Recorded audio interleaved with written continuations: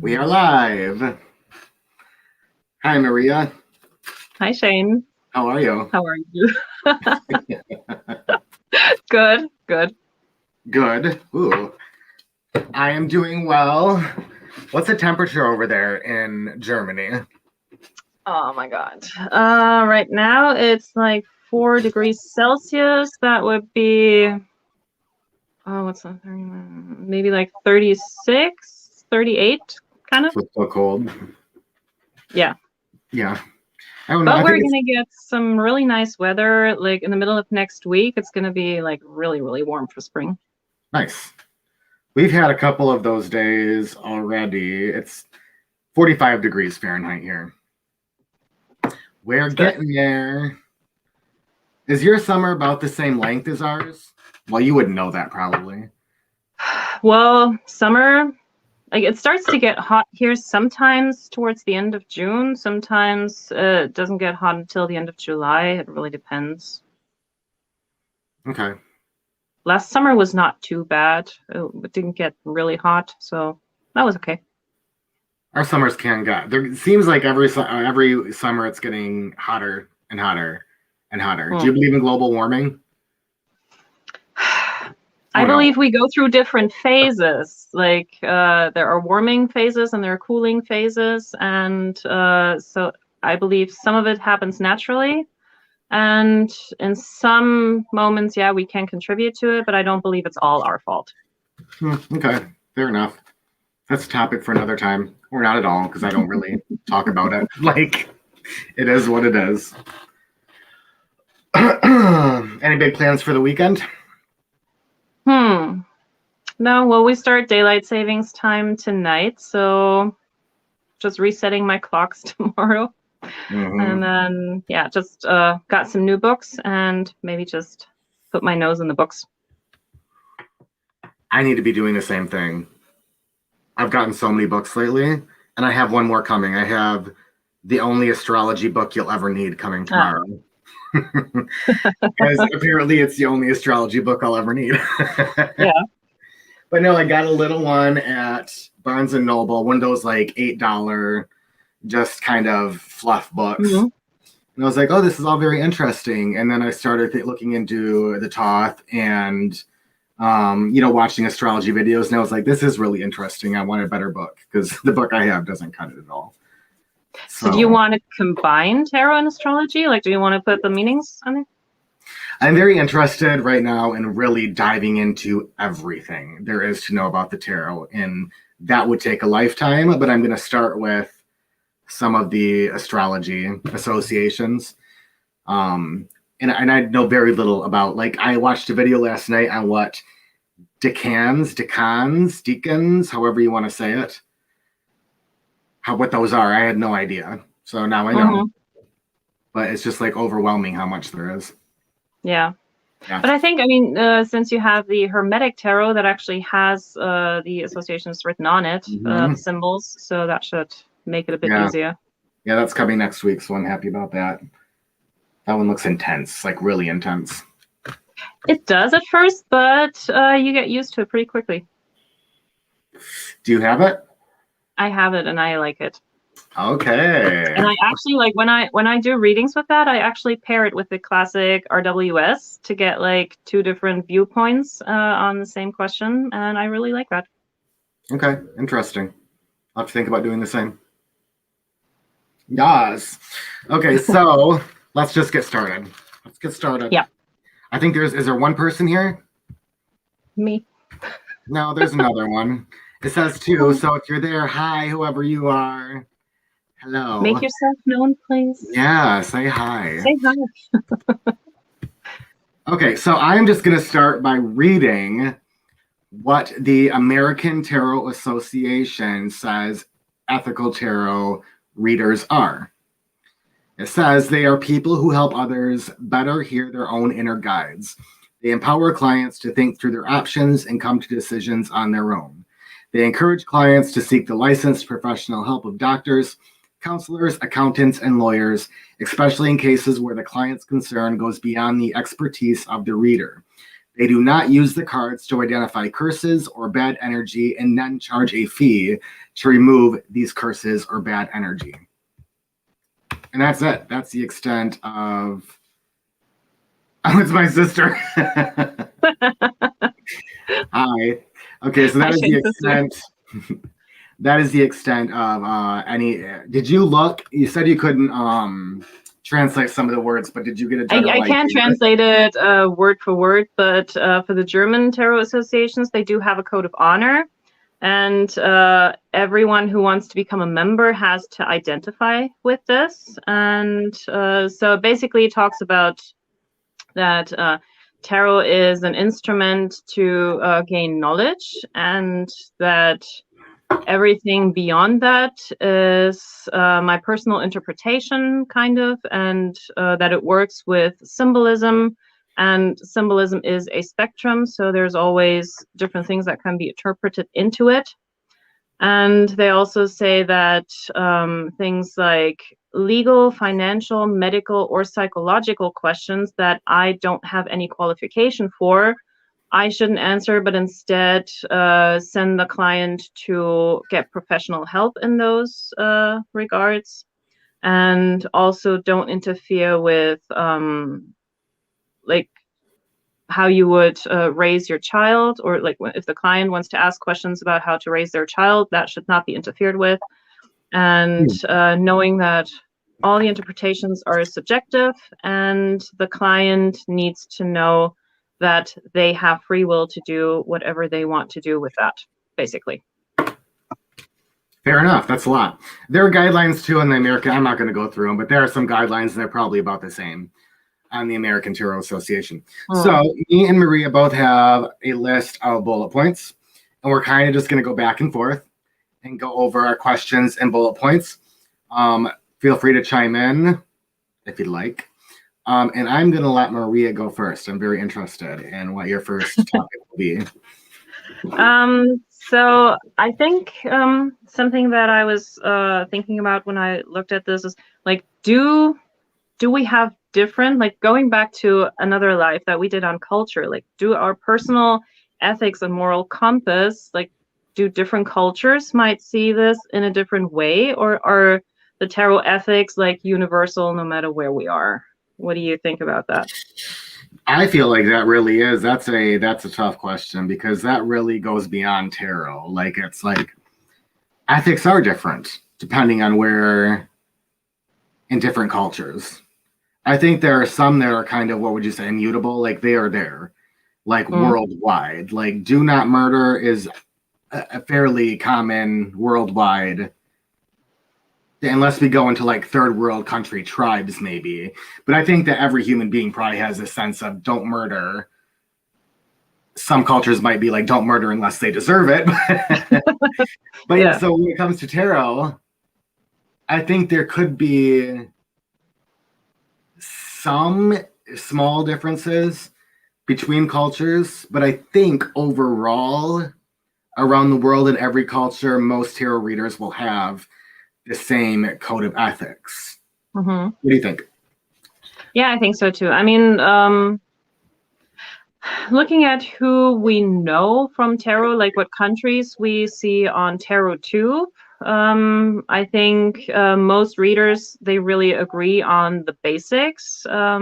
Same as like the Tarot Association kind of said, that we always have subjective readings, and that like the only thing that is probably different is, like they said, the symbolism.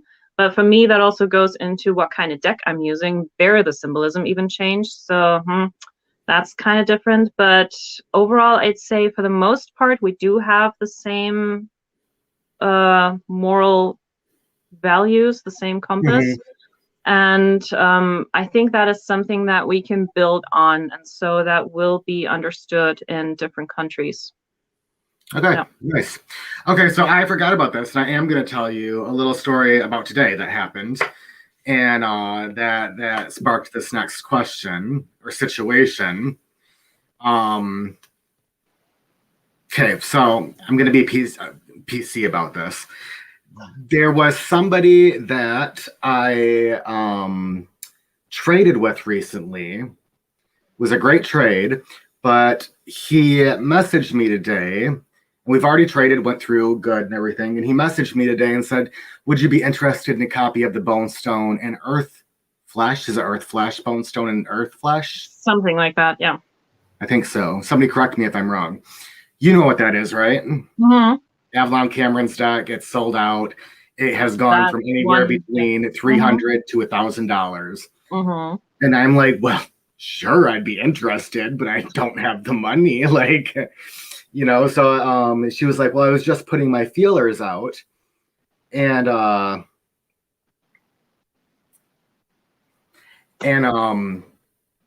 she said she wasn't sure of a price. And I said, well, you know, how much did you pay? Or, you know, how did you get this? She said it wasn't a trade. And I said, what in the world did you trade for this deck?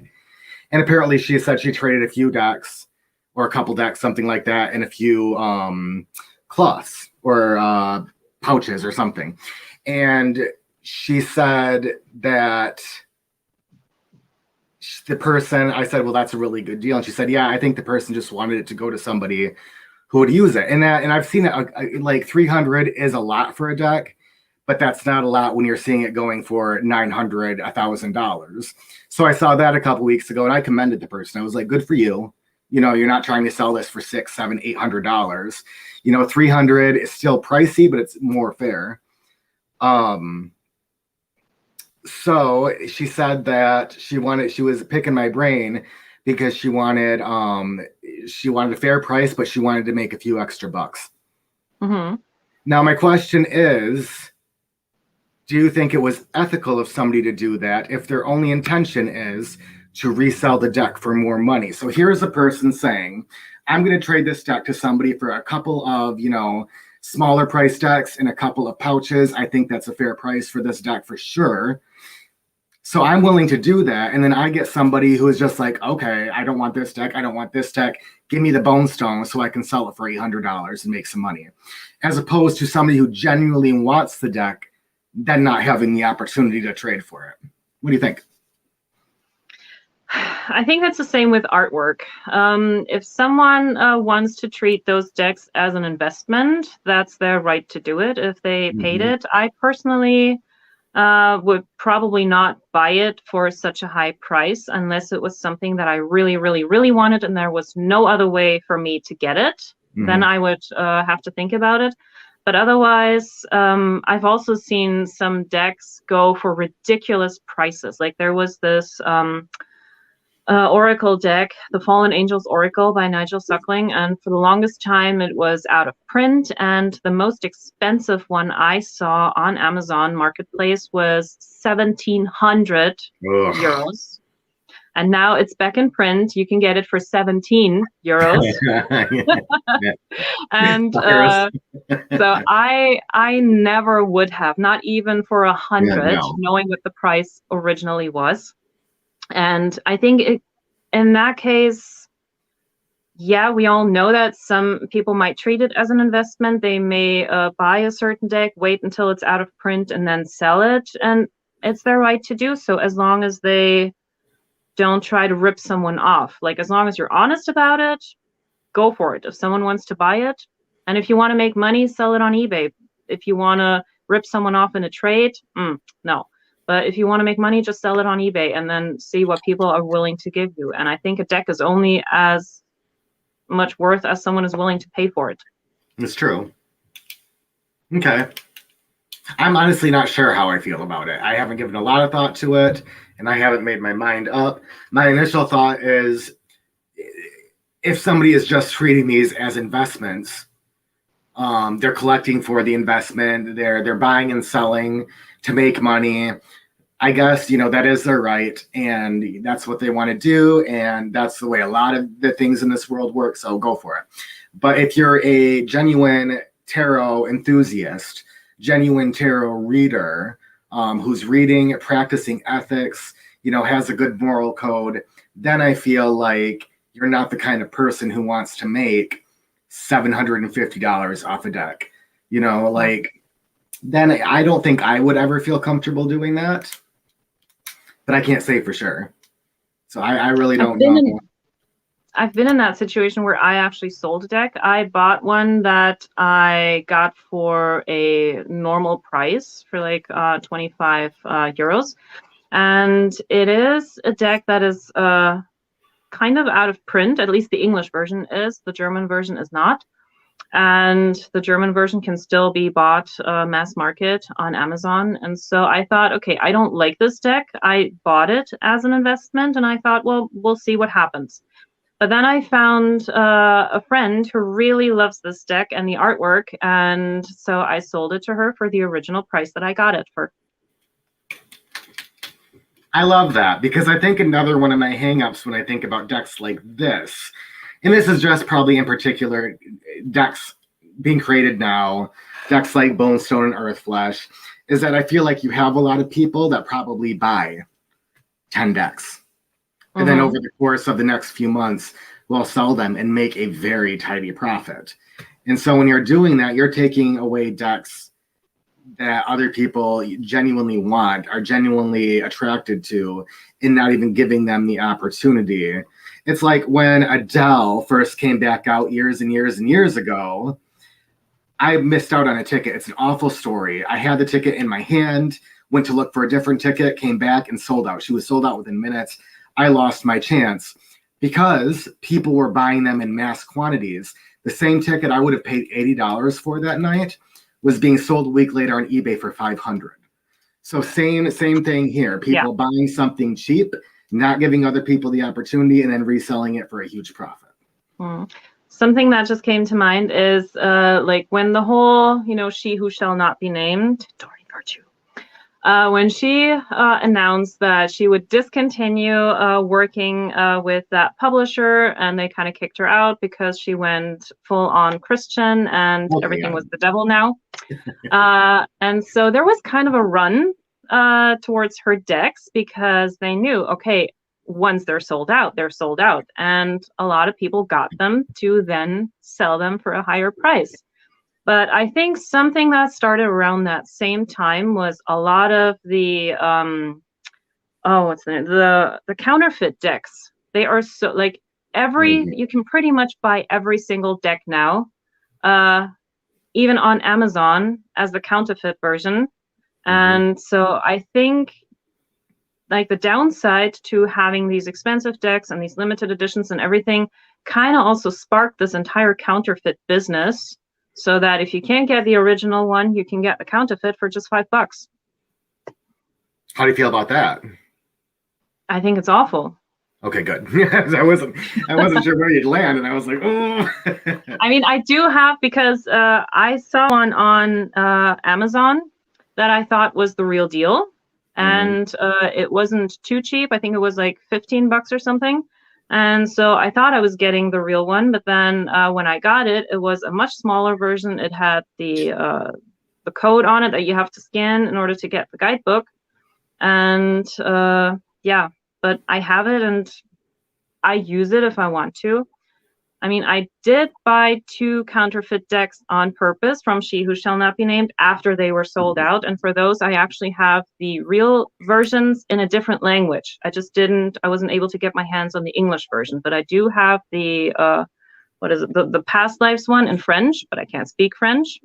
So I bought the English version, and I have the Life Purpose one in German, but I wanted an English version, so I bought that one as well. But I did pay the original money to the publisher. And so in that instance, I thought, okay, and since she's not getting any of that money and the decks are discontinued anyway, in that moment, I didn't have a problem with it. Okay, yeah. Moving on. There's a special place in hell for counterfeiters. And then just responding to your comment about the lady that went full on Christian. Oh, nice picture. This is my sister / nephew. I am a Christian, I think she means, and I love having my cards read, and even tried reading for a second. Yeah. So yeah, and we know there are Christian people in the community. There are Christian tarot readers everywhere. So, Okay, It moving. doesn't have to be mutually exclusive. No, it doesn't at all.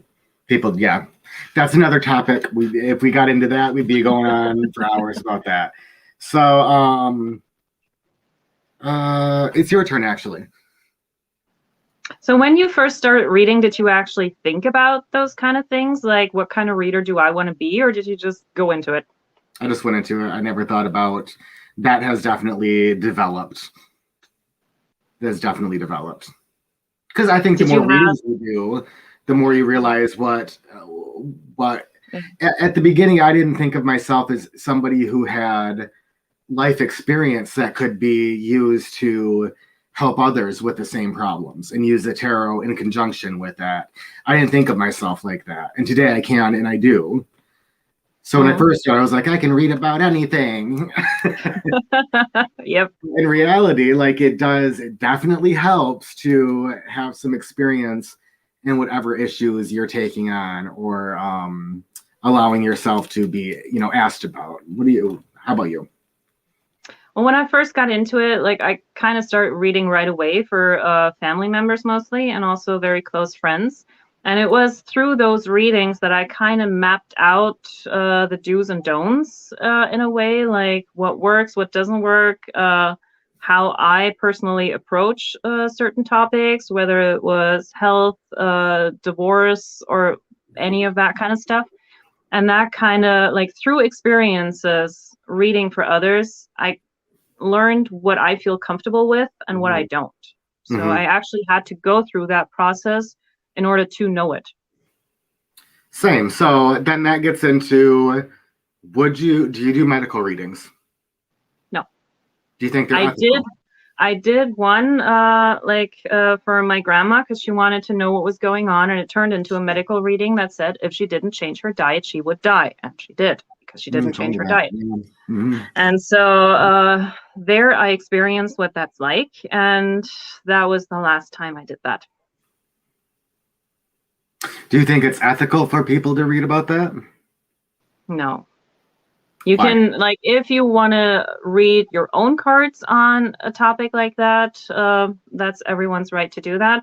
But if I am not a trained medical person, how am I to know what's actually going on? I mean, even like when I'm sick, the first thing I do before I go to the doctor is I Google stuff. I look up certain symptoms to see what it could be to kind of narrow it down to even decide if it's worth going to the doctor or if I can just take care Same. of it myself.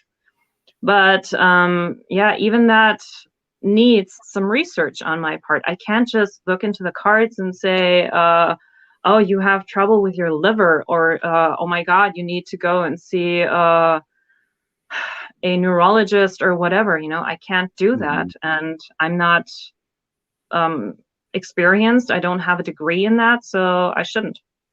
So it would or could be ethical for a nurse or a doctor who reads tarot to do readings like that. Even then, I think it's still very subjective, and even the doctor would have to examine a person and kind of like do their tests, like feel around, poke around, listen with their stethoscope, and do all kinds of tests, even maybe draw blood to really find out. So even if you have a medical degree, it's still subjective. Hey, Jezebel. Hi, Jess.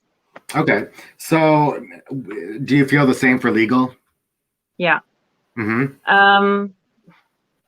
That to me is sure I can, like, if I was a lawyer and I would do a tarot reading, it would have to go into something predictive. And that can, at the end of the day, go either way. I mean, things always change, nothing is set in stone. So if I, as a lawyer, did a reading and that reading would tell me no matter what, I'm going to win the case.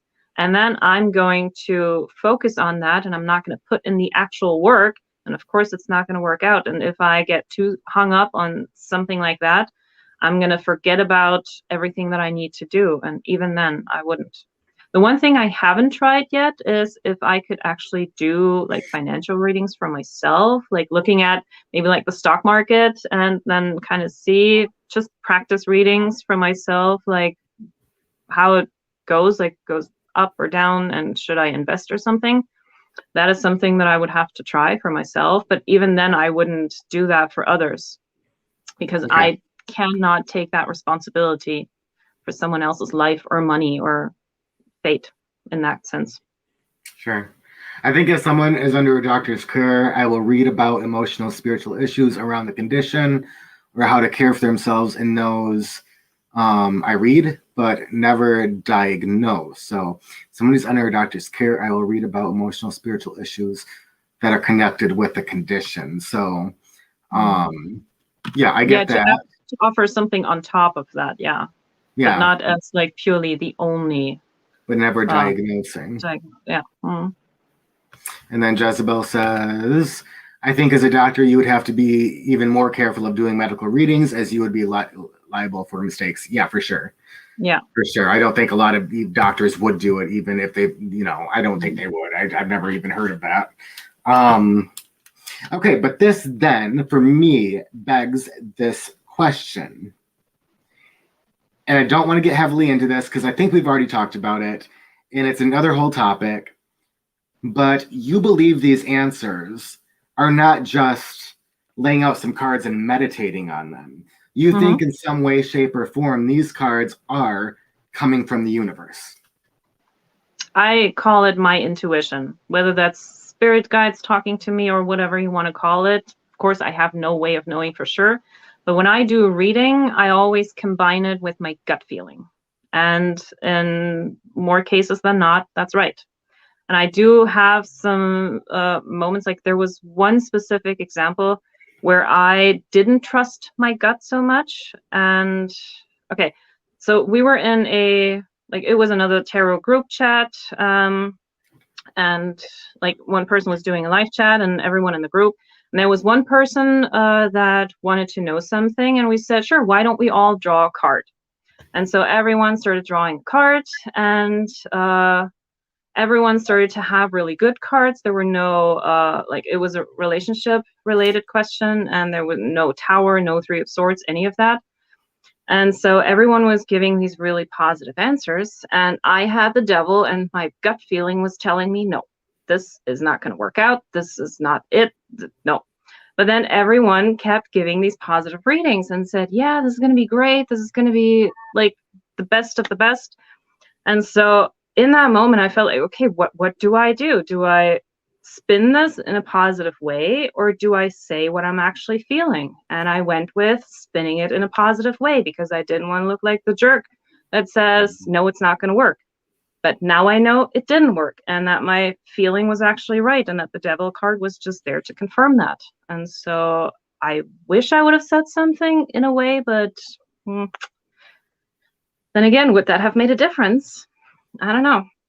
So that's another thing I had written down as a topic is sugarcoating. Yeah, me too. Because I feel like a lot of people will say that some people do believe in sugarcoating. They will, so as not to piss off their client or not to make them feel too despondent, or for some reason like that, they will not give what they think might be the entire truth. Do you think if somebody is doing it like that, it's like, telling a white lie to protect somebody? So, sometimes that's right. Yeah. I personally, after all the experiences that I've made, I like to say what I see and what I think and what I feel. I don't think sugarcoating necessarily helps, especially since some people who go from reading to reading to reading and always looking for specific answers, they will also have very selective hearing. So They will hear what they want. And if I try to put a positive spin on something that, like for me, if the answer in the cards was no to whatever question they asked, then I would make sure that I bring that no across and not try to say it, no, but you could go this way and just wait and see, blah, blah, blah, all of that. Like I had a question in a live reading where someone asked, when is XYZ going to contact me? And everything in the card said, that person will not contact you. And so I said there's not going to be any contact. I wouldn't wait by the phone. I'm sorry.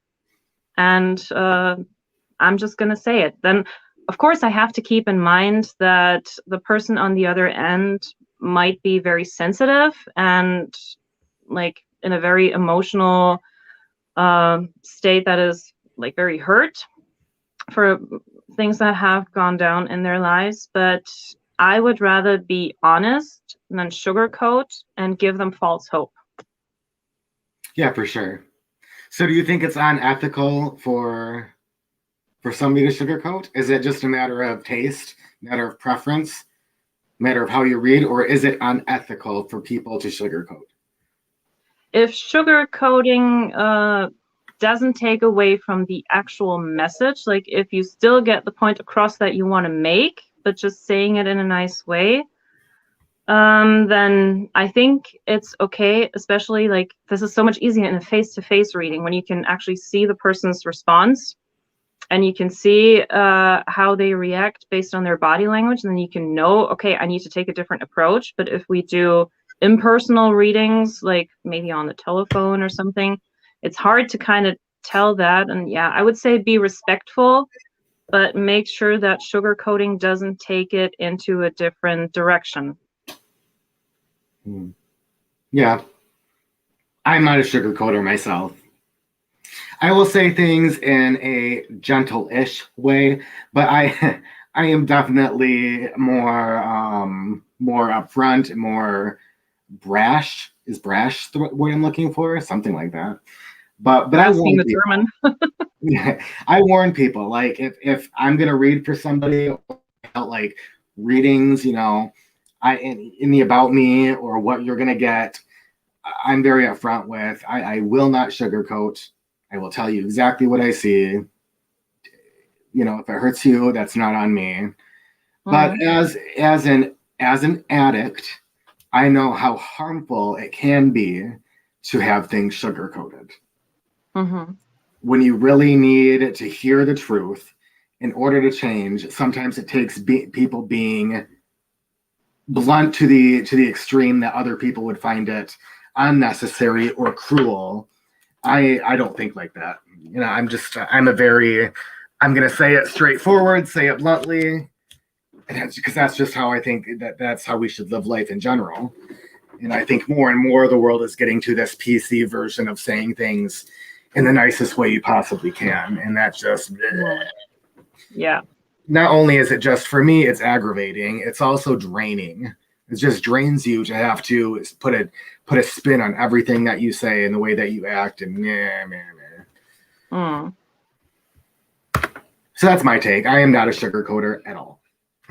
I mean, why do people come to a reader in the first place? Because either all of their friends and family are telling them what they want to hear to be nice, or they come to you because they don't know what to do and they need some help. So I think in some ways, I mean, tarot is not therapy, but I think in some way they're looking for someone to tell them what's actually going on, whether they want to hear it or not, because they're kind of out of ideas. And so I think it's not a bad thing to say it like it is. Of course, not in like really harsh words, but still to be that unknown friend that will be real. I mean, I'll ease into it. Like I'll ease into something before saying it flat out right, but not much. Not much. Because I don't want people to do that to me. If I get read and you see something immediately, like tell me. Like I do want to know. And when I read for Purple Ocean, I was very blunt, and I warned everybody I was very blunt. And only once did I get somebody mad at me for giving them an answer they just didn't like. I think she went as far as to say, I've gotten so many readings lately, and not one of them has said this. You're the only one that said this. And I thought, well, probably because they're all sugarcoating or lying to make you feel good, because my reading was nothing like that. So that was the only time. Other than that, everybody else they were very open to whatever I had to say. Okay, so good. Next, your turn. That kind of brings me to the question, like if people are just telling people what they want to hear, are we as readers, especially nowadays with so much competition out there doing that to keep our clients and to get the money.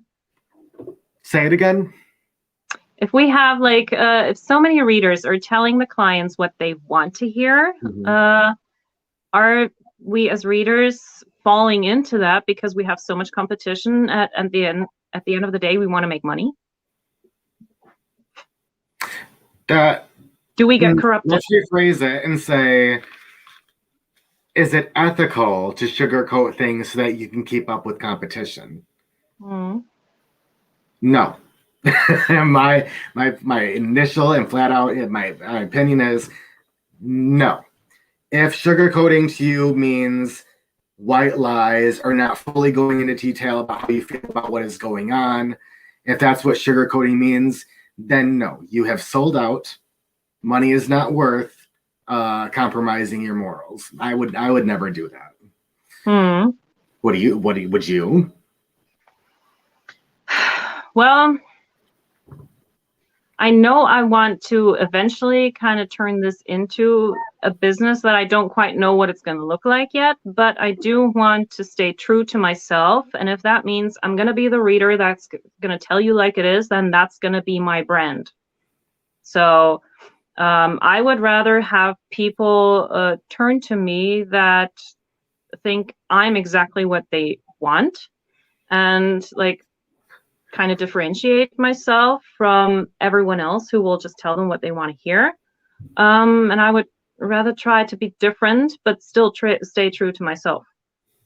Yeah, and somebody that I was talking to recently that's kind of in the community, not so much anymore, but she said, and I feel the same way, like there is, I think, lately, and I think it's been coming, where a lot more people are interested in bluntness and honesty, and because in so many tarot readers and so many channels, you see all the love and light and blessings and namaste and all this, and there's never any talk besides this love and light. And like I don't know what I just blows my mind, because the tarot deck isn't all love and light. There is some hard truths in there, right? And so I think there is a call for, and I think people do appreciate the tough readers, the honest readers, those sorts of channels.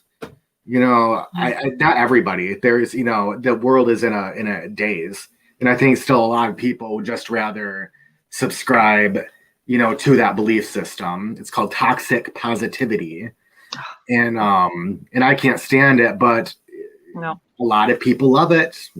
And it's the same with readings. A lot of people just want to go to hear encouragement with what they're doing, and they want to hear everything's going to be all right, and they don't want to hear that they need to change and that they need to have different attitudes, and that, you know, this isn't going to work out for them if they can't, you know, wrap their head around a new concept. They don't want to hear that shit. That's too hard. The only positive spin I could put on that is if, like, with these pick a card readings that we have on YouTube, like if they go to reading after reading after reading and everything is always positive, but then stuff in their lives doesn't turn out that way, maybe it will get them to think a little bit and be like, okay, something's not adding up here. And that will get them into the process of really looking deeper and asking the question why, instead of who's coming into my life.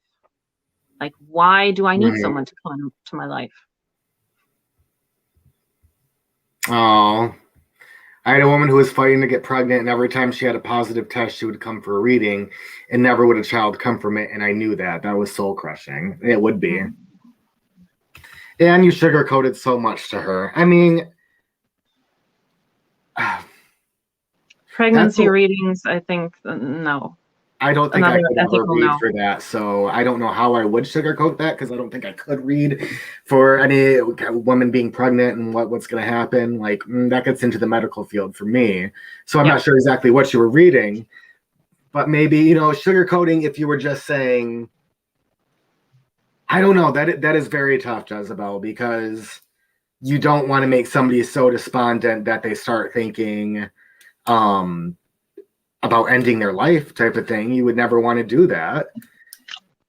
So some sugarcoating in really drastic scenarios is, I think that can be all right. Ethics are they are dependent on situation. I think there are very few like universal 100% of the time ethics. I think that most ethics and most moral issues really depend on the situation. So we can't say for sure either way on any of these subjects. Hi, why? Hey, why? Tell her I couldn't see anything about a soul not yet born. Okay, yeah, and that is a good way to do it. Yeah. Yeah, that would probably be the best answer. Yeah. That's probably what I would do too if I was in a reading and somebody just asked that. That's what I would say. Nope. Probably the best way to compare it to someone so that they can understand it is like you can only do a horoscope once you have the time, date of birth, and everything. Same with a tarot reading. That person has to be born yet. So. And that's one of the reasons I still want to I'm doing astrology. I want to get into birth charts. And I think that would really help in a tarot reading to be able to know that person a little bit more. So you can relate the cards to them more on a personal basis. Mm-hmm. Another subject. Yeah. Let's not do it.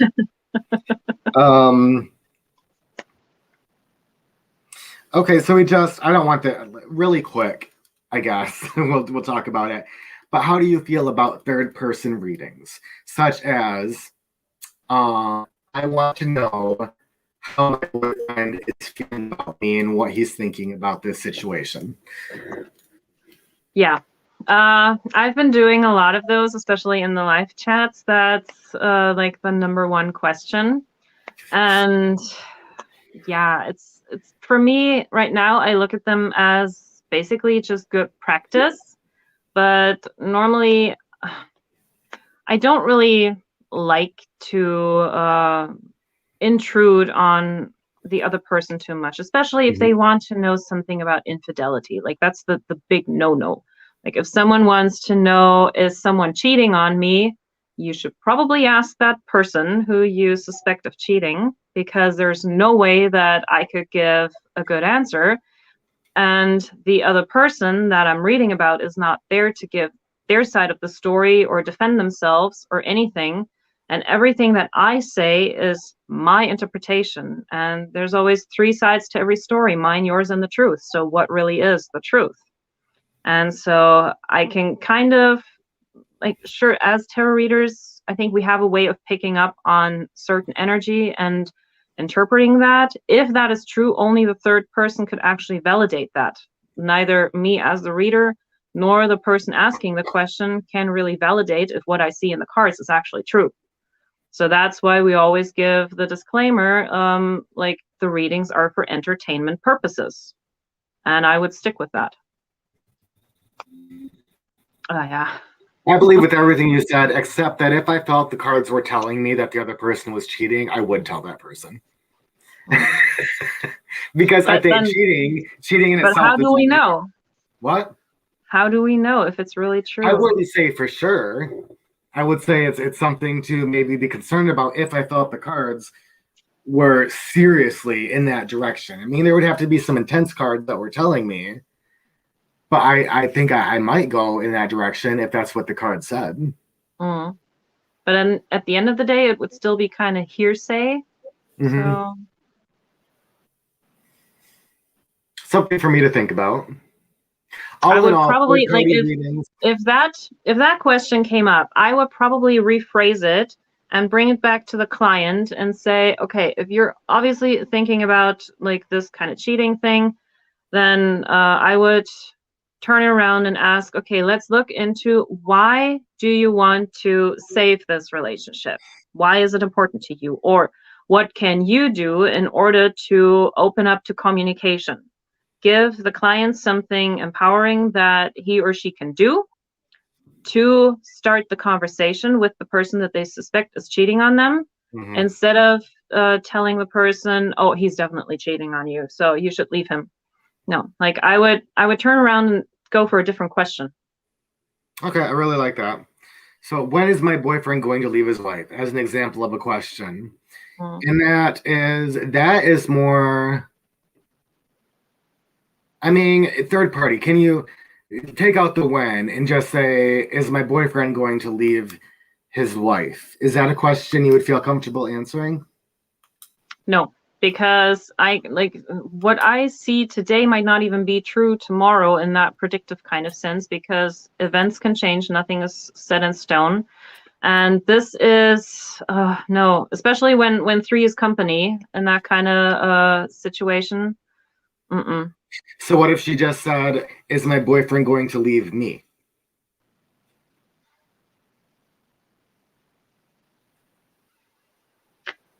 In the past, I probably would have read it, but now I'm getting to a point where I would love to turn this question around and say, okay, no third party readings anymore. Just ask me a question like, how do I feel about this? Like, what would I feel if that person left me? Or what's going to happen with me? Like, how can I get a positive outlook on this or something? And yeah, it's always a messy situation. I don't I think feel there's like, there's really a win-win in this. I'm just gonna say it. I'm just gonna say it. I feel like the times that me and you are hesitating on whether it's ethical or we want to is the difference between um, soul searching and meditation, and on the other hand, future forecasting, Yeah. prediction. It seems like the cards that are being read, the questions that are asking about future or prediction are the ones that we're saying not ethical, and the ones that are in their current moment are the ones that we are willing. So in a sense, we are saying that we don't believe in the tarot as predicting the future. Well, that is like the free will question, because if like I go with if I do a reading for myself, and if I have all kinds of cards in front of me that I don't like, and I'm like, why do I get this kind of outcome? This is not what I was looking for. Like, I actually wanted some positive encouragement from my cards, but that to me is like, okay, if I don't like what's in the reading, I have the power to change it. The cards are not going to spell out my life for me. I still have to live it. I still have to do the work. You're right. And here's here's an example, personal example.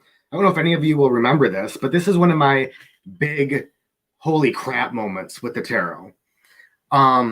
Before I left for England, Zach from the Tiger's Abyss read for me.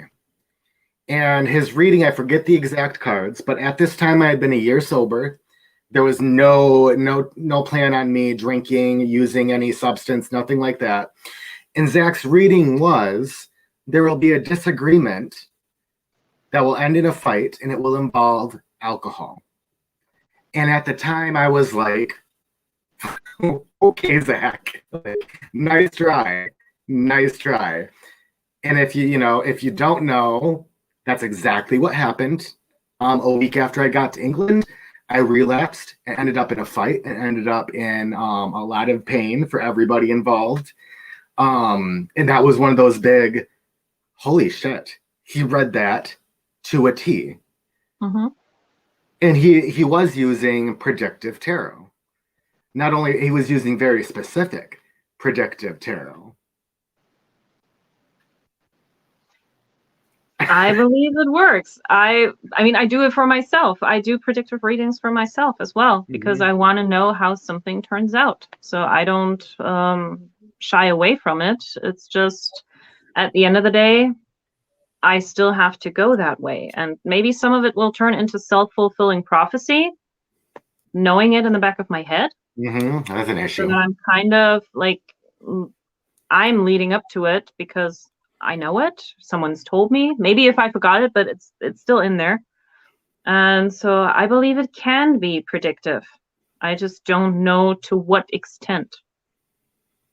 Okay. Yeah, same. Or how far into the future. Like, is it just like 1 or 2 months ahead? Can I read a year ahead? Well, and I think what I was going for, and I didn't finish, I needed it to finish because what I was going for is, if I had kept that advice in my mind, if I had trusted in the tarot as much as I would like to think that I should, I would have seen that coming. I would have put more, one, I probably never would have gone if I had believed it, and two, the minute I thought about, drinking, I would have been like, wait, this is what Zach said. I didn't do any of that. I took it for granted, and as not as a result, but that shows that it can be predictive. But I had every opportunity to change that if I had wanted to, and that's kind of where what I think about prediction with the tarot. I honestly, because I have had so many experiences like that, believe that it can be predictive, but it is very, especially with other people who don't understand how dependent it is on free will, it is more of a risk to tell them what you're seeing in the cards is future, because the minute that doesn't happen, they're going to be all over you, like flies on shit. And when in reality, they had the opportunity to change it. Those are my thoughts. We're getting way off topic with ethical tarot. When I started that topic, I was like, real quick. Okay, so let's just get past that. That is a good topic, but much bigger. I think it's your turn. So what do you got? Okay, let's take this one. So, do you find it easier to read for family and friends? And like reading for people that does that change your reading style? And would you like do the readings in a different way than you would for strangers? Like, do you differentiate between who you read for? I don't like, my sister is here, and she can even tell you, I rarely, I don't even remember the last time I read for her. I do not like reading for people that I know. I think that it can hinder being totally blunt and honest, because I may not want to hurt that person. If I see cards in there that I know that are going to hurt them, I may want to sugarcoat those more than I would to somebody I don't know. I also feel like, just like reading for yourself, in some situations, you know so much about that person that it's likely or more probable that you're going to read a lot of their own personality into the cards. You're going to be somewhat biased when reading. So no, I don't. I will in extreme situations, or if I really feel called to do so, and I have, but most of the time it is a no, reading for family and friends. Mm-hmm. You? Well, I do. Like to this day, my mom and my uncle ask me for readings, and I will do that. And my uncle, he will always come up with some interesting questions. And like when I first started reading, he came to me for a marriage reading, and I did the Celtic Cross. The last card was the Tower, and I said, "I'm sorry, I see the divorce." And he was like, "That's okay." So I will tell my family the same things that I will tell strangers. I don't change my reading style. I might even, I might be a little more blunt with the people that I know, because I know they can take it, and I will communicate with them in a way that, like, I know how far I can go. And with strangers, I might be a bit more careful, because I don't know where their threshold for pain is, like if I would overstep. But I would definitely read for people that I know. I've done it many times, and I think I can be biased because I know so much about them that I would probably be biased. But on the other hand, it can also very quickly help me to narrow it down based on everything that I know and really put my finger on it. Well, and sometimes, and I'm going to say this even though my sister is here, sometimes I feel like we know so much about that person that we can instinctually and from experience say, without the tarot even involved, how that situation is going to end, where it is headed, where it's going to end. So when that happens, I'm like, why read the tarot if I know already what's going to happen? It's just it depends on the question. Yeah. To me. Yeah. Okay, so there's that. How about reading for young people? Have you ever thought about that? I have that too. You're nice. Yeah. Yes. Um, so the way that I see it is like, yeah, we say readings for people 18 years and older. Um, and I say yes and no to that because it depends on the question. I would totally read for someone who is younger because let's face it, when did most of us get interested in tarot? I started reading with playing cards when I was 14. Mhm. And that was just because I couldn't get my hands on an actual tarot deck. But if I would have had a deck at 13 years old, I would have definitely read, and I would have read for friends and family the same way I did later. And I don't have a problem with that. What I would differentiate in that sense is the kind of questions that I would answer. Like, I would not do a love reading for someone who is a minor because that is like teenage Mhm. love. No, Mhm. that is something they will have to figure out for themselves.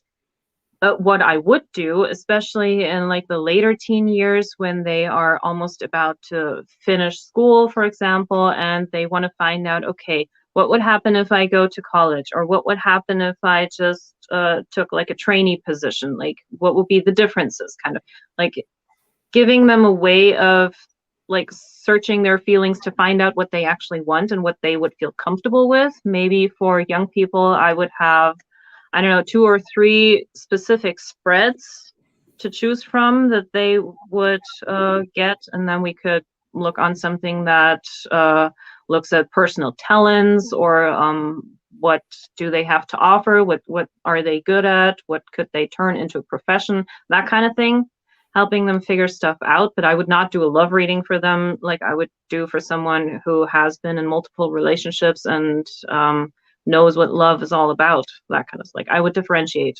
And like the same as like if you have family members, like when my sister had her kids, she even asked me right away, like even before the first kid was born. So if my child wants to learn that stuff, would you teach them? So she even asked me if I would be the one teaching them so that they would know it from someone that she trusts instead Mhm. of them going around and looking for it themselves. How would you feel if one of your nieces and nephews came to you? Oh, they have. Well, my niece, not my nephew. He doesn't really care about any of it. He's like, whatever. But my niece has asked me for readings multiple times. I think once or twice I have pulled like in just fun. It was more just for fun. There was no specific question. I pulled a card and God, now I forget what it was, but it was something just like sorry, I took it down.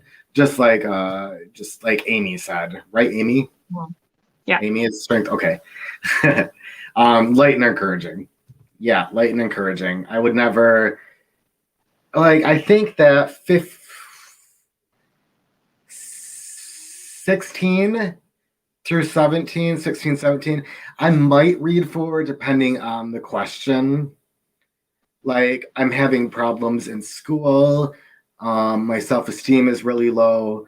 How can I work on what do I need to do to get my self-esteem, up there? Mhm. That yeah, I would read on that. Love readings, probably not. Probably not.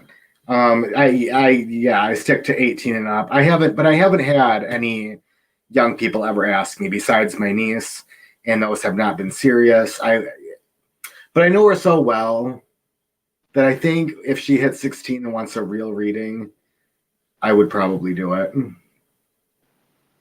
And if they came to you to learn it, would you teach them? Oh yeah, in a heartbeat.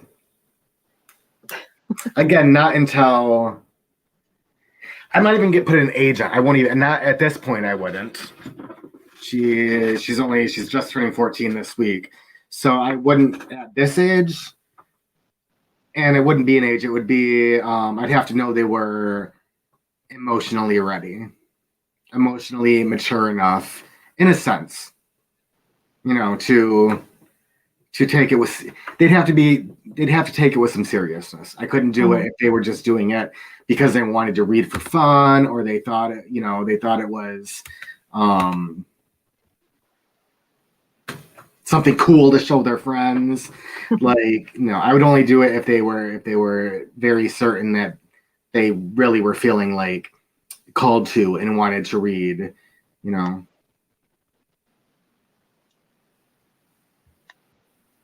Interesting. I'm reading that. Tarot can't determine the numerology, life path, or astrology, so I don't give much weight to its predictions. So you believe in predictions when it comes to numerology and astrology, but not tarot? Is that what you're saying? Okay, young people done. What do you have next? So going back to the third-party readings, how do you feel about reading for people that are in the public eye, like celebrities? I mean, we have astrology readings for celebrities. Some people do like politics and stuff. No. How do you feel about that? No, I think that no. No, if you're a serious ethical tarot reader, I feel you won't do that. I feel like if you're doing that, it's just for fun, and I believe that it dives into gossip and this spiritual malady that we see in our community. It adds fuel to the flames of just social destruction, in my opinion. Like you see them in the tabloids, you see these celebrities, being hounded all the time, and then we're going to start reading the cards for them so that the majority of America can just have fun listening to what you have to say about these people's private lives. There's nothing about that sounds interesting or morally ethical to me. If we extend that to astrology, like even in this book that I just got, like it features like some famous people like the Pope and other world leaders as examples. Should we even look into their astrology as like learning examples?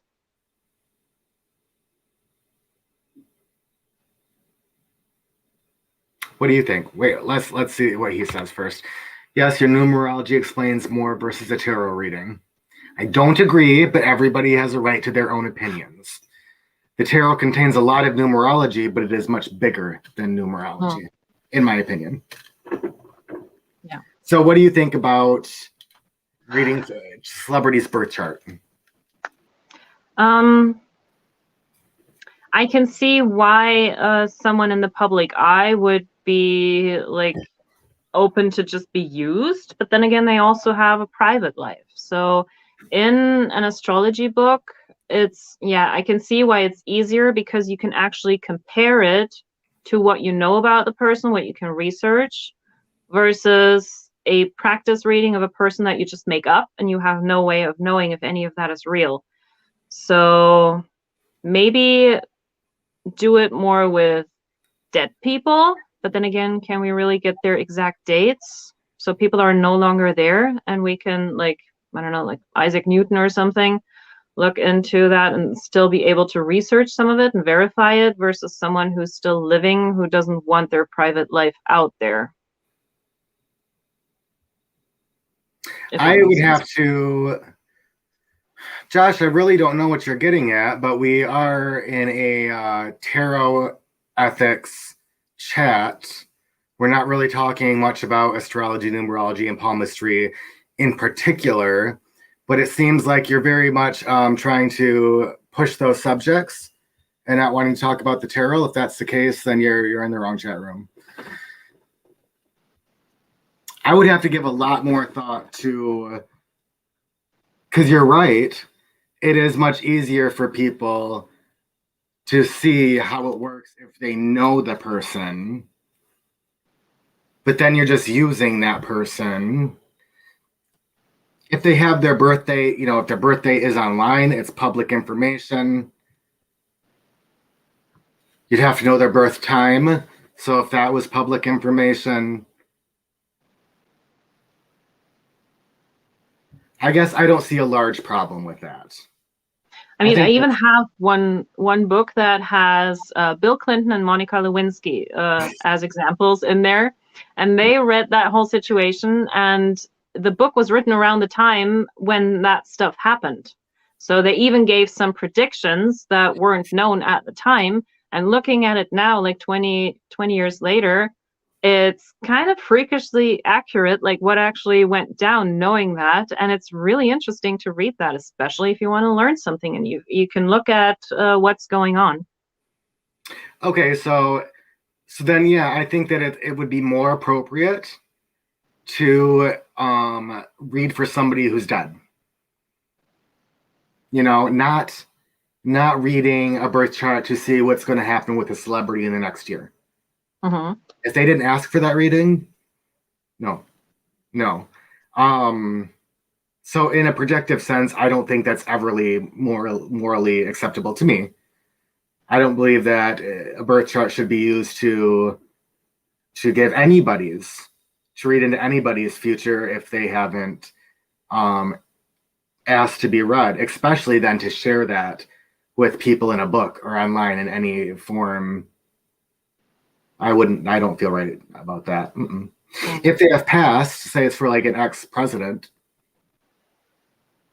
then as long as you're not dogging the person, I never believe in speaking ill of the dead, really. So, so if you're just using it as this is what we see in the birth chart, and this is really what he did accomplish, and how he did act in real life, yeah, why not? You know. Mm-hmm. And if they do have a problem with that, you know, you did put yourself in the limelight. You know what being a celebrity means. People are bound to talk about you and use you to some degree. Yeah. You know what you were getting into, you know. I mean, I actually like the very, very first video that I made for my tarot channel is still invisible. I never uploaded it. It was just kind of like a practice video for me. And I actually did do a reading on one of the couples from 90 Day Fiancé. I don't know if you know that show. I've seen clips, yeah. So I've never uploaded that video because it just didn't feel right to me. So I haven't deleted it. It still just sits there, and it's interesting. Like I just watched it last month to see what I actually said and what we know now, like 3 years later. So that's kind of interesting to kind of go back and check my own reading, but I would still not make it public.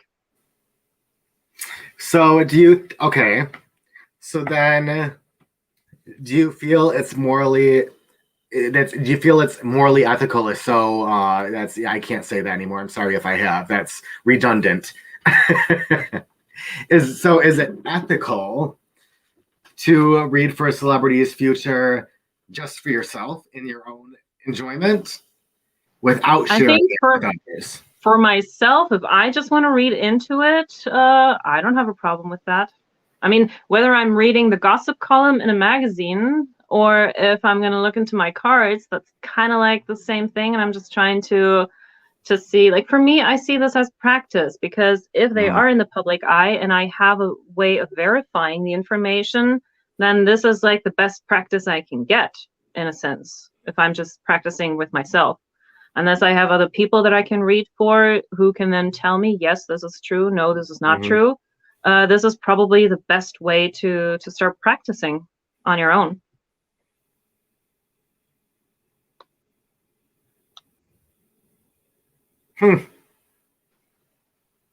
That's something that's a lot deeper than it appears on the surface, because I start to think, if I truly believed the tarot could predict the future outright, if I 100% believe that, I don't think that I would feel right about reading a celebrity for myself.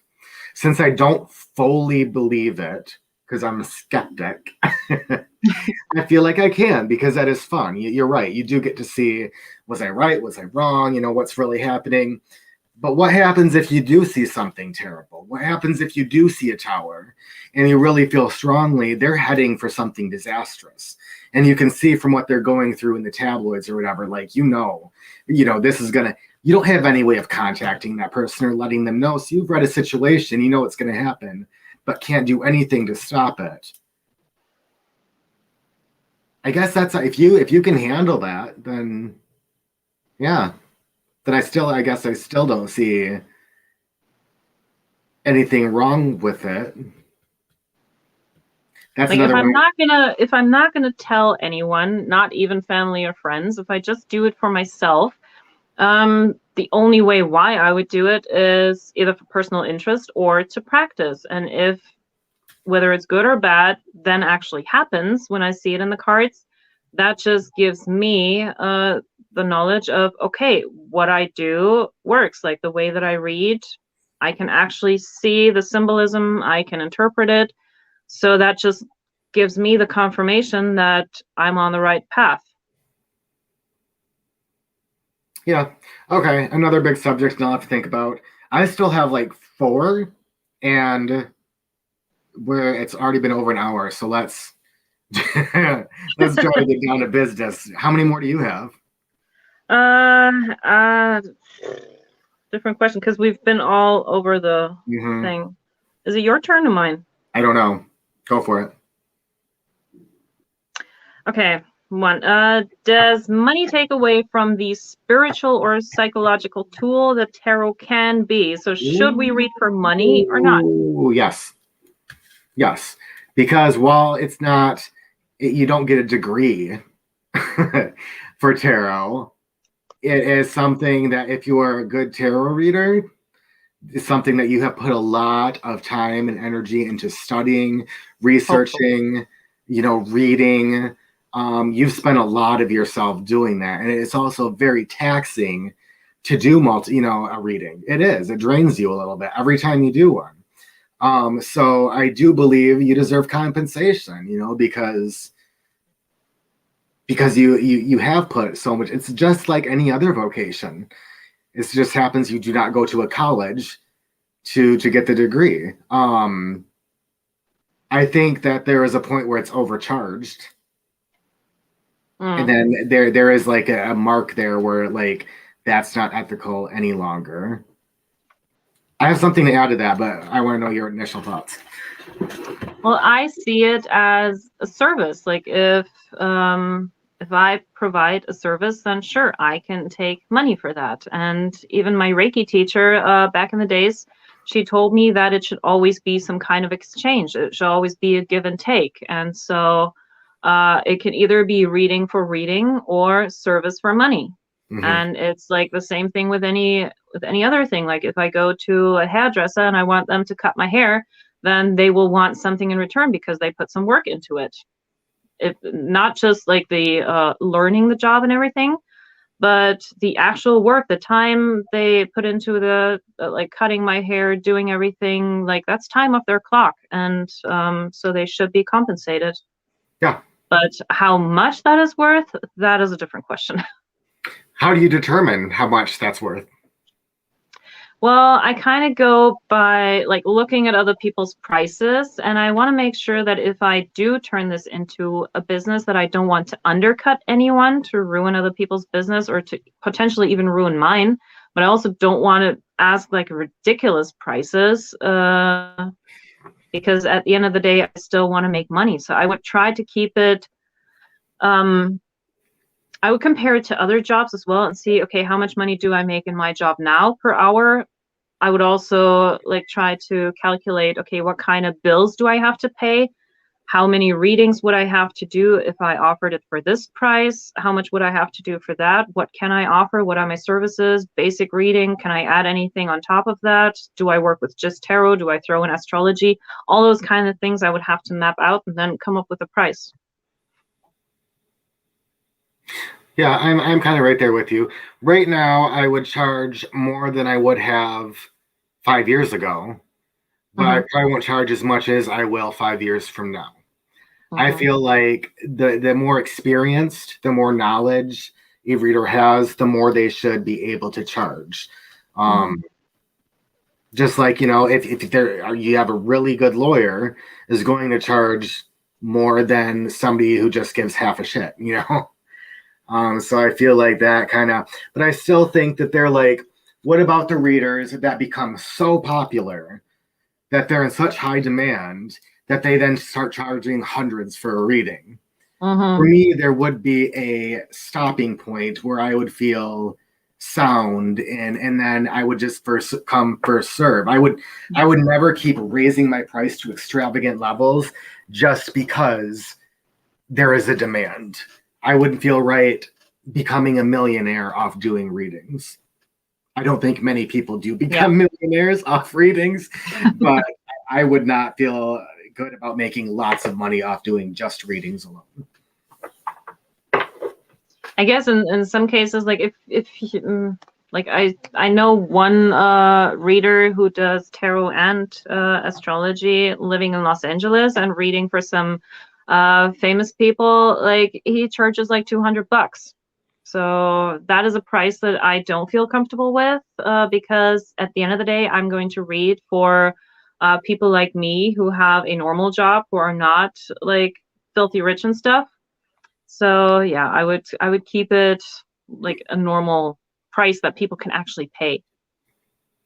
That's interesting though, because if you did have celebrities wanting you to read for them, I feel like it would be acceptable to charge them more than you would other people. Well, if they are rich and willing to pay for it, yeah. Yeah. But for someone like me who has a normal 9 to 5 job, I would not ask $200 for a reading. And I would also like try to factor in time, like, okay, for a 15-minute reading, you would pay this, for a 30-minute reading, that, and maybe even the longer the reading, give a bit of a discount, those kind of things I would factor in. And I feel like some people will have a problem with me with saying that the more money that a person makes, the more they should have to pay for a reading. Initially, that doesn't sound too hot, but I'm going to use this as an example. In India, when I went, say to go to the zoo, they charge more for foreigners than they do its citizens. Not in every museum or every zoo, but in a lot of places like that, they do. And I never once felt like that was unfair. I felt like they're charging, it does even out. I make so much more money there than them that for me to pay 25 cents to go to the zoo is absolutely ridiculous. It helps not very well, but it helps even out the disparity we see between the rich and the poor. And I'm always willing to do that. So I feel like, yeah, celebrities shouldn't get away with getting a $50 reading because a reading to them is worth much more than that. They don't mind spending much more than that. And that gives some of that money back into the struggling, poverty-stricken class, such as myself. So that's kind of where I'm coming from. I feel like I'm going to show this. We can answer it really quick. I feel like sometimes you get comments because people are watching this from the beginning.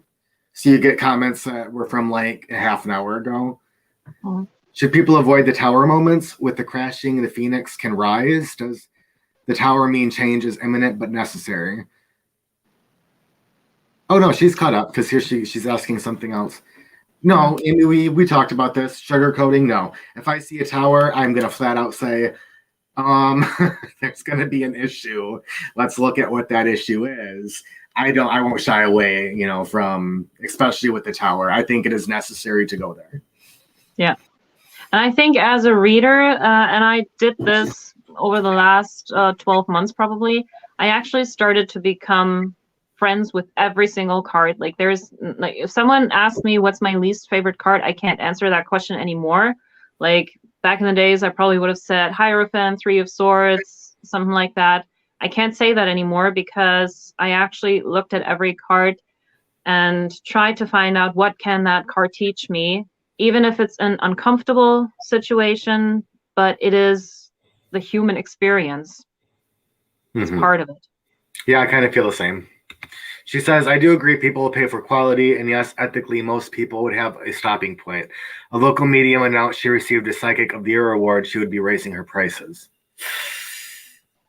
I mean, I don't know. It depends on where her prices are now and how much she would raise them. But that is part of the, like, if you are being recognized as somebody, that shows, since we don't have degrees or diplomas or any kind of means of showing people we have earned our right, we have earned our knowledge, then receiving an award is kind of proof that she has come to a certain point in her career as a tarot reader. And thus I think that would maybe be a good point to raise prices a little bit, because then people can see very well that you are deserving. You are deserving of this. You have been awarded for this because you are a specialist in your field.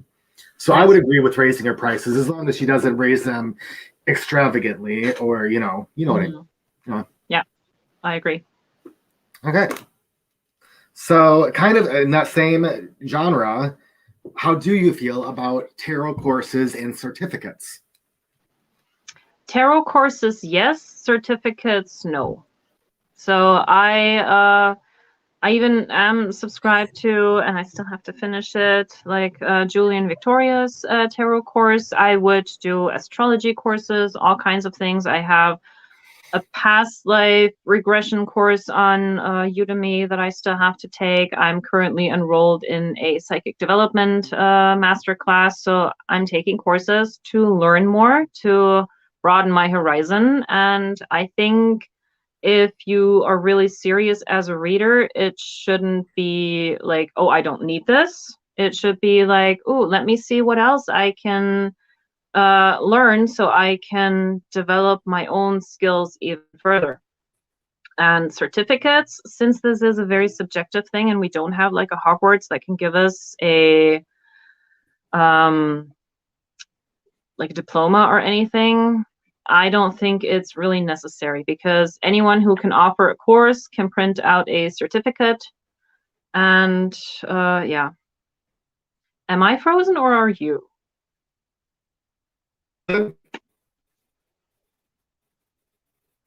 Something's going on. Can you hear me?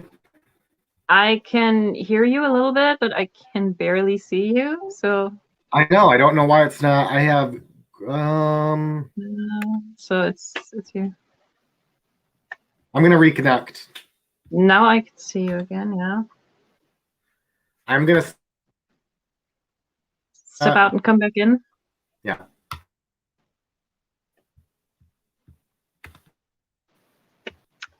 The psychic development class, Amy, that I'm talking about, I found through Facebook, and his name is Richard Knight, I believe. And he was offering 6 classes plus an extra class, and it was only, what was it, like $65 or so. And it was like, I thought this was a really great price, so I just did it. And he talks about all kinds of stuff. I can see you. I can hear you. You're a bit pixely, but yeah, I can see you. Hopefully it gets better. I switched to my good Wi-Fi. Yeah. I've never had issues before, so I don't know what's going on. So. Your turn? My turn? Yeah, so tarot courses, done. Certificates, I agreed. What's the point? Yeah, go. Your turn. So, almost like a final question. So what can we as tarot readers provide that clients might not find elsewhere, and why are tarot readings sometimes more comfortable than therapy? Ooh, what? That's not about tarot ethics. I wasn't prepared for that question. Well, it kind of goes into the ethics, because what can we provide? What can we give that's ethically safe? But that's, I mean, sure, everything that we do, people can find somewhere else. But like, why would they come to us, and what can we provide? We can provide a ritual. We can provide symbols. I think looking at the cards itself can be very powerful. I believe the ritual can be very powerful. We can provide insight from personal experience that they might not get from friends or loved ones. Sometimes we can provide an honesty that they're not going to get from friends and loved ones. The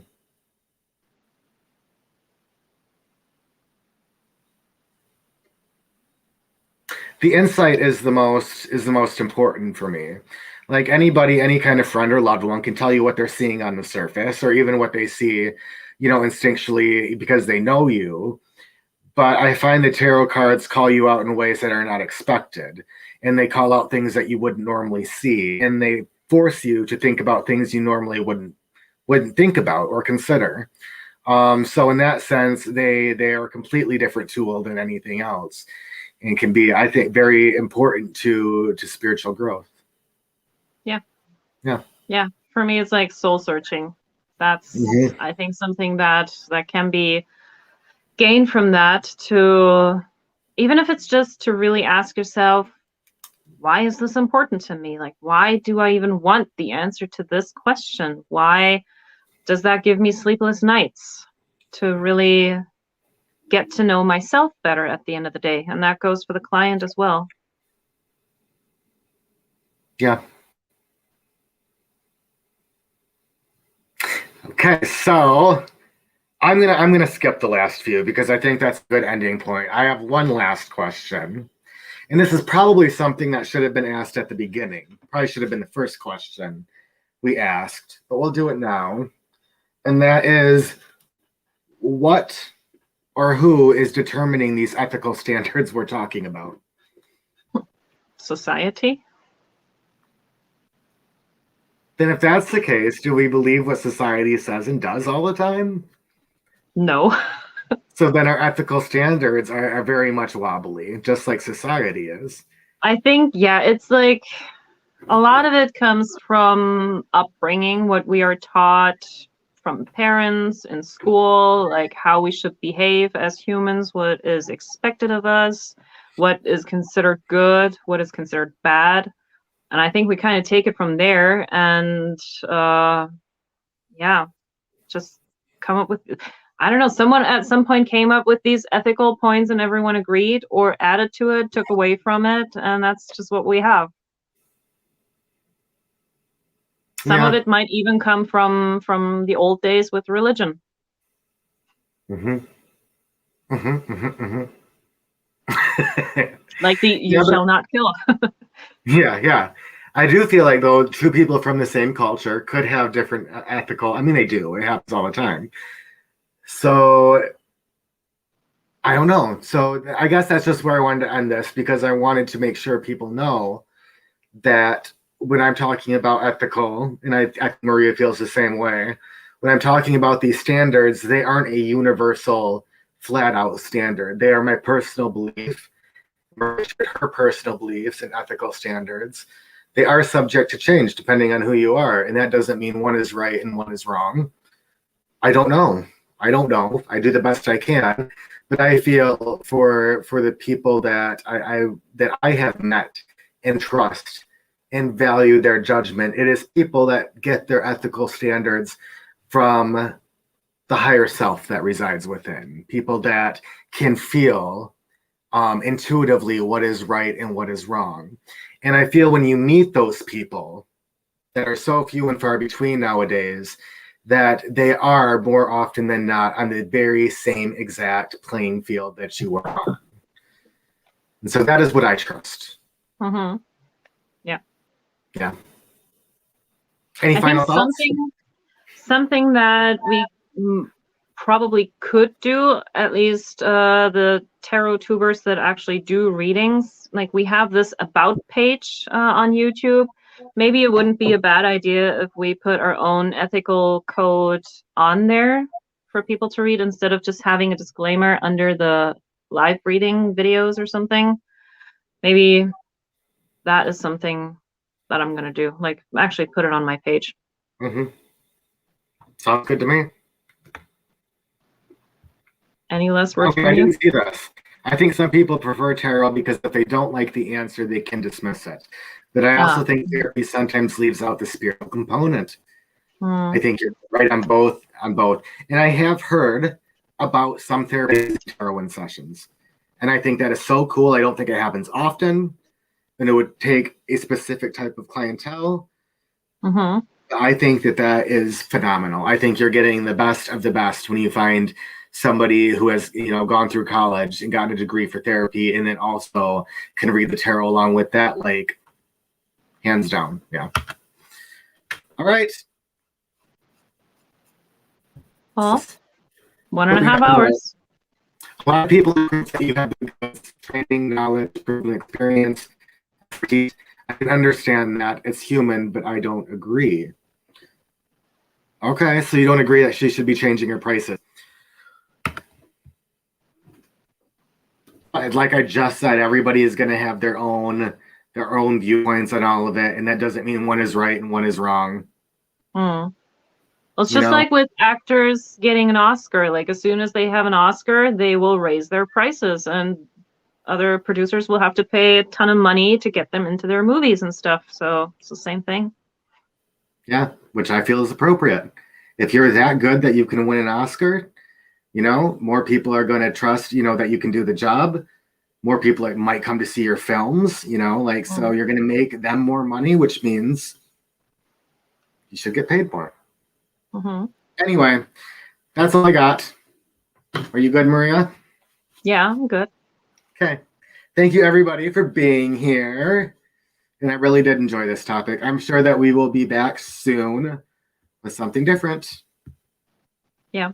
If anyone has any suggestions for any topics that you would want us to talk about, like leave a comment after this video is done, and then we can see what's what. Do it. All right. Bye, guys. Bye.